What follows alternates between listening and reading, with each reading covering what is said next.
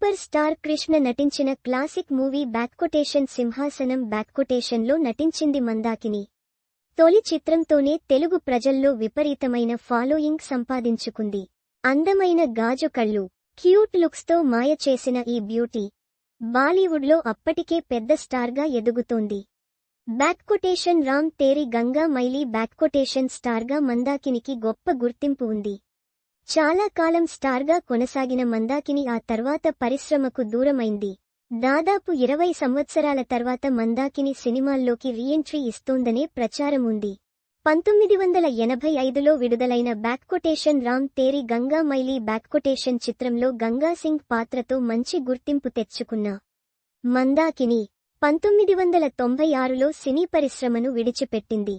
చాలా కాలం వ్యక్తిగత జీవితంపై దృష్టి సారించింది. అయితే ఇటీవల మందాకిని ఓ మ్యూజిక్ ఆల్బంలో నటిస్తోందని కూడా ప్రచారమైంది.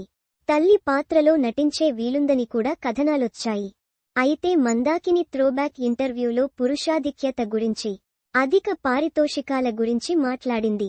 అప్పట్లో కథానాయికలకు 2 లక్షల పారితోషికం అంటే చాలా ఎక్కువ. తాను అంత పెద్ద మొత్తం అందుకునేది. కానీ మేల్ స్టార్స్ పారితోషికాలతో పోలిస్తే ఇది చాలా తక్కువ.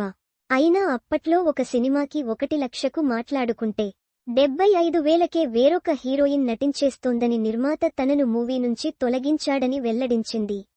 ఏదైనా సినిమాకి అంగీకరిస్తే 2-3 రోజుల్లో వేరే కథానాయికతో ఆ సినిమాని ప్రకటించడం చూశాను. ప్రతిదీ అనుభవపూర్వకంగా చూసినవేనని మందాకిని అన్నారు.